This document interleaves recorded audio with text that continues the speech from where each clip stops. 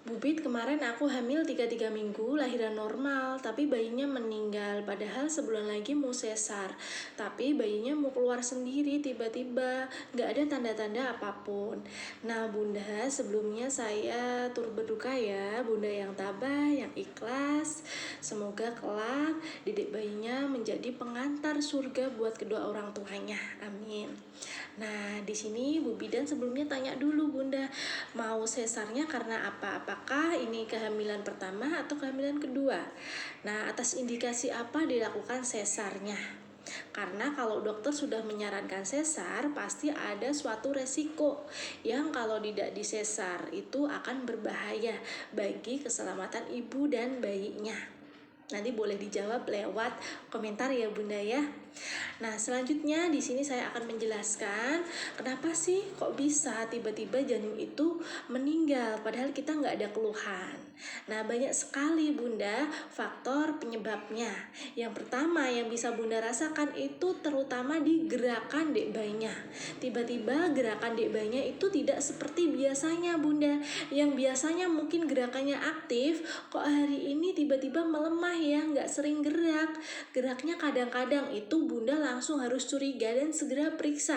Apalagi Bunda tidak merasakan gerakan sama sekali, itu harus segera langsung periksa.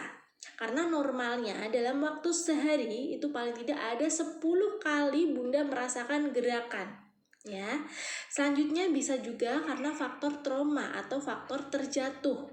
Ibu hamil yang terjatuh itu juga bisa menyebabkan bahaya bagi keselamatan nyawa dek bayinya. Makanya ibu hamil harus hati-hati kalau terjatuh harus segera periksa. Apalagi terjadi misalkan terjatuh dan ada benturan di area perut atau setelah terjatuh perutnya mules, kontraksi dan mengeluarkan flek itu juga harus segera periksa. Kemudian tanda-tanda preeklamsi yang bisa Bunda rasakan itu juga berbahaya.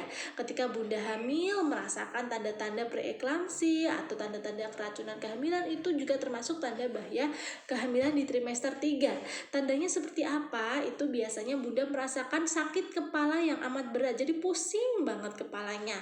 Kemudian ketika Bunda bangun itu serasa berkunang-kunang, pandangannya kabur, burem. Selain itu juga Bunda akan merasakan bengkak di kaki khususnya. Kakinya bengkak dua-duanya, bahkan mungkin sampai tangan, sampai muka itu juga bengkak. Nah, nyeri juga di bagian ulu hati Bunda. Ya, selain itu ketika dites lab hasilnya protein urin positif, itu merupakan tanda-tanda dari preeklamsi itu tadi. Jadi jangan sampai Bunda merasakan tanda-tanda itu. Kalaupun Bunda merasakan harus segera periksa ya Bunda ya. Nah, selanjutnya Bunda mengalami perdarahan dari jalan lahir, tiba-tiba keluar darah. Nah, itu termasuk tanda bahaya juga yang harus segera datang ke tempat periksa atau langsung ke IGD terdekat. Selain perdarahan, Bunda juga bisa merasakan keluar cairan ketuban.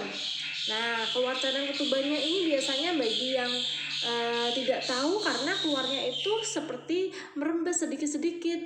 Tahu-taunya ternyata air ketubannya sudah habis. Nah, ketika kondisi air ketuban sudah habis, itu dapat membahayakan keselamatan dek bayinya. Dek bayinya bisa mengalami fetal distress. Dari yang saya jelaskan tadi, itu efek buruknya ke dek bayi itu bisa terjadi fetal distress atau kondisi yang dimana detak jantung dek bayinya itu menjadi abnormal, normalnya 120 sampai 160. Nah, itu bisa di bawah 120 atau di atas 160 dan itu berbahaya. Selain itu karena terjadi atau adanya lilitan tali pusat yang mungkin sangat kencang dan ketat. Nah, lilitan tali pusat yang sangat kencang itu juga akan berbahaya ketika Bunda mengalami kontraksi karena itu akan menyebabkan aliran darah dari ibu ke janin akan terhambat. Selanjutnya Bunda mengalami sakit di saat hamil seperti demam tinggi atau sakit batuk pilek atau sakit infeksi lainnya. Sakit apapun itu juga akan berbahaya bagi kesehatan dek bayinya. Makanya kalau sakit apapun itu, ada keluhan apapun itu, langsung saja periksa.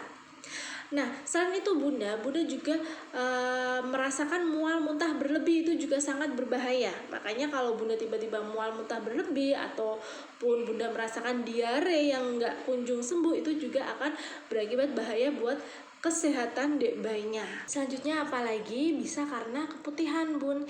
Jadi ketika bunda hamil, bunda mengalami keputihan yang abnormal. Keputihan itu terdapat bakteri yang bisa masuk dan menginfeksi si dek bayinya di dalam rahim, sehingga bisa terjadi fetal distress ketika bunda keputihan yang berlebih, yang sangat abnormal, yang bisa bunda rasakan itu gatal di area miswi, berbau dan berwarna keputihannya. Jadi ketika bunda keputihan selama hamil, langsung saja periksa ya, jangan menunggu terlalu lama. Kemudian bisa jadi karena bunda habis HB dengan suami di usia kehamilan kurang dari 37 minggu, itu juga akan berdampak berbahaya jika terjadi keluhan perutnya mules dan sampai keluar flek darah. Makanya ketika usia di bawah 37 minggu, sarannya HB-nya pakai pengaman biar tidak terjadi apa-apa dalam kandungannya. Ya sayangnya karena SP suami itu mengandung hormon prostaglandin yang menyebabkan rahimnya berkontraksi. Kalau rahimnya kontraksi itu bisa menyebabkan fetal distress ketika kontraksinya berlebih padahal belum waktunya lahir. Nah, selanjutnya bunda bisa mengalami kecapean dan banyak pikiran. Ketika bunda kecapean dan banyak pikiran, itu juga akan berbahaya bagi kesejahteraan si bayinya di dalam rahim. Makanya ibu hamil tidak boleh kecapean apalagi banyak pikiran. Atau biasanya dari USG itu terdiagnosa ari-arinya atau plasentanya itu sudah mengalami banyak pengapuran. Jadi nutrisi dari ibu ke bayinya itu kurang maksimal. Nah, selain itu juga biasanya karena diagnosanya air ketuban keruh, itu juga sangat berbahaya, apalagi air ketubannya bercampur mekonium, itu memang harus segera dilahirkan. Makanya untuk mengetahui kondisi bayinya selama waktu hamil, apalagi trimester 3, kalau bisa bunda lebih rutin lagi melakukan USG. Atau bisa juga memang bayinya sudah mengalami kelainan sejak dalam kandungan. Jadi semua faktor penyebabnya itu bisa ibu deteksi lewat USG ya bunda ya. Nah yang terakhir ini biasanya yang tidak kita sadari, telentang terlalu lama. Tidur telentang terlalu lama itu juga akan berbahaya bagi keselamatan bayinya. Kenapa? Tiba-tiba setelah bangun tidur bayinya nggak ada. Nah bunda nggak ngeh, padahal tadi tidurnya itu telentang. Nah, dari tidur telentang tersebut, ingat ya bunda, di bawah rahim itu ada pembuluh darah. Pembuluh darah yang dari ibu yang nantinya akan tersalur ke plasenta atau ari-ari dan tersalur ke adiknya lewat tali pusat. Nah, ketika tidur telentang, pembuluh darah itu tertekan oleh rahim itu sendiri, oleh bayinya itu sendiri. Makanya jika bunda tidur telentang terlalu lama, itu kalau diperiksa pasti bayinya detaknya itu bisa di bawah normal atau di atas normal, dan bahayanya sampai detaknya itu up atau tidak ada. Buat bunda yang semangat ya, semoga kelak dapat gantinya di waktu yang tepat dan sehat. Semangat bunda, lancar dan sehat selalu ya.